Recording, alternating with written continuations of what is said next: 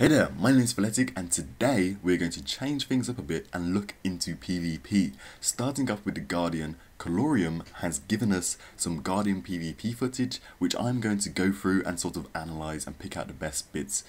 In no way am I a PvP expert, but it's something that I really enjoy in the game and hope to get better at, so we can go on this journey together. As you can see, Colorium's channel is in the background right now. There'll be a link at the end of the video for you to enjoy some more Guardian PvP footage from him.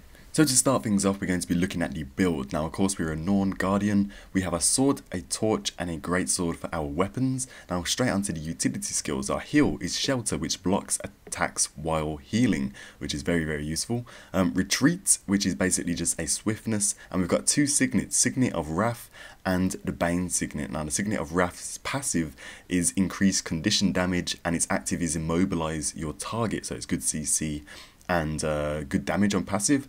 And the Bane Signet is passive is to grant you might, and its active is to knock down your foe, so again some good CC and a good buff for the passive. Our ultimate skill, or our elite skill, is Tome of Courage, which locks you in place but grants you powerful support spells. So I'm not quite sure what that does, as I don't play a Guardian, but we shall see in the video, I am sure. So going on to the traits, we have 20, 30, 0, 20, 0. Now, we see a lot of Guardians taking quite a lot of points in Honor simply for the health and the increased healing. So that's pretty standard. I'm not going to go all into the traits because this will make this video very boring.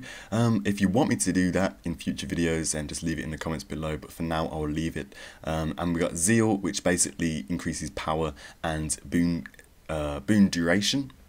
So basically that's your buffs, it increases the buffs by 20%, and precision by 300, and condition damage duration by 30%. So we're looking for a sort of high damage, high condition damage style of build.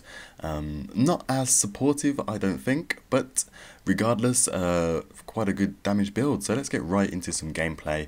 Now we know what the build is like. So as you can see, we pop Swiftness here and we run straight at Svanir to take him down. Most Guardians, to be honest, no matter what build, can take it down simply because of how many good buffs they have for protection and how much healing they can do just from sort of attacking. So our Guardian has no problem attacking it down here, only using a couple of signets and sort of abilities basically to keep himself alive as the thief comes in and helps him out. And now we loop round to the back of Keep, and this part is quite an interesting place actually. If you're a ranged character, you want to stay up onto this ledge so you can shoot down and harass anyone who's taking it. As you can see, this Elementalist here is doing exactly that, annoying our Guardian and making him dodge sword out of the circle, and eventually he's having to kite round and get protection behind a statue there. Luckily our Thief comes in and pushes the Elementalist back, as well as our own Elementalist, allowing us to take the Keep and keep that Elementalist away, and eventually he'll probably go down, but this Elementalist here can just stay at the top of there and keep these three characters here at the Keep, worrying about one person. Of course our Guardian doesn't want to worry about that, so he goes off and runs away. Now here we come across an engineer. This engineer isn't a very good one, but we can see sort of what abilities we pop. We hit our knockdown, well, our immobilize, and now we're trying to hit our knockdown on our utility skills here. As you can see, there we go, our knockdown goes off and we are able to just finish him off.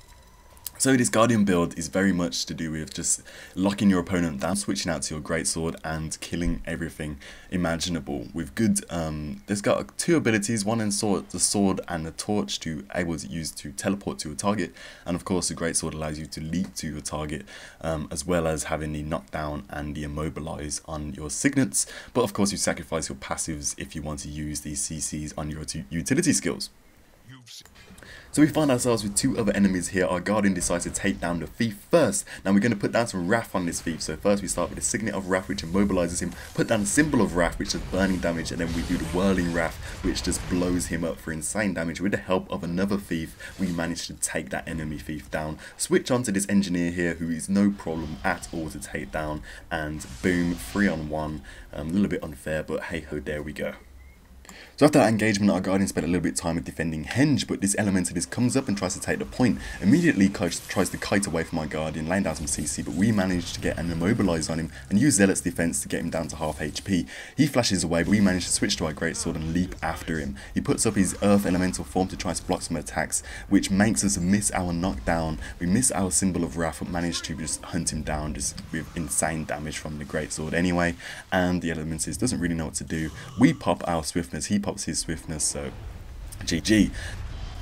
Immediately after, this Ranger is on us, so we use our Wrath combo again. We put down the Wrath Signet, which immobilizes the Wrath symbol, which burns him, and then we use Whirling Wrath, which does insane damage. And now he's down to half HP, which is less than before actually, but now we just need to use our other CC, which is the Knockdown, and of course Whirling Wrath again, and basically a Greatsword Guardian versus a Greatsword Ranger.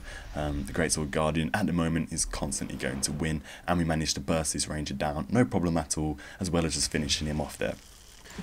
But as you can see, right after we take the Ranger down, we have 3-on-1 situation. A perfect time to put our ultimate on, which basically allows us to heal ourselves back up and pretty much be immune to these 3 people for that little bit of time.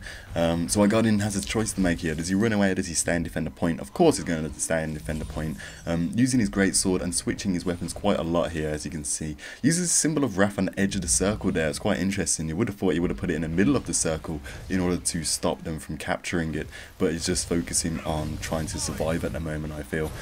He's trying to use his leap and his teleport in order to basically engage onto his targets and then use a CC. As you can see, he's used the Immobilize there to blow up that Elementalist, and does he manage to get him down? No, he doesn't quite yet. He's still trying to manage to get one down at least before he dies. He does have another CC that he probably can use, and there we go, the Elementalist gets down. However, he's also dead, and his Elementalist is probably just going to get revived by his allies. As you can see in the background, that is what's happening, but a very good attempt. So we spawned straight back in and we're running straight for Chieftain. As you can see the score, we are 448 points away. If we kill Chieftain, we will most likely win this game. Of course, blue team are on 315, so we're most likely going to win anyway. But that still doesn't, I still want to stress the point of being able to defeat Chieftain as many times as you can. Of course, that's what that thief was trying to do, but our Guardian picked up the pace here for the red team, and as soon as he's killed him, we will win the game. But I do want to stress the importance of this, and definitely when you're in PvP, try to take Chieftain or Svanir as much as you can. Any class can do it pretty much. On my thief, which is known for being really squishy, I can still solo Chieftain no problem at all. So pretty much any class can do it, but the Guardian or the Necromancer or the Warrior are probably the best classes to do it, as they've got high survivability. But guys, that is the end of this video. This is the first time I've really done anything like this, anything to do with PvP, any sort of analysis or shoutcasting or whatever you want to call it. So leave your opinions and your comments on how I can improve, or if you liked it, if you didn't like it, because it will really help me out for the future. I do really love the PvP in Guild Wars 2, and I have done since it even was launched as an aspect of Guild Wars 2. I'm really excited for it, and I want to grow and be a better player, and also I would love to keep doing these sort of videos for you. So if you liked it, please leave a comment and tell me how I can improve, or what I did good, what I did bad, or you could just leave that thumbs up, or you know, whatever you like. But yeah, if you like what you see, just hit that subscribe. And guys, if you want to see more Guardian PvP footage from Chlorium, just hit the link on the screen right now and it'll take you straight to his channel. Want to know what the build is? Click the link in the description below. So guys, with all that said, I will see you next time.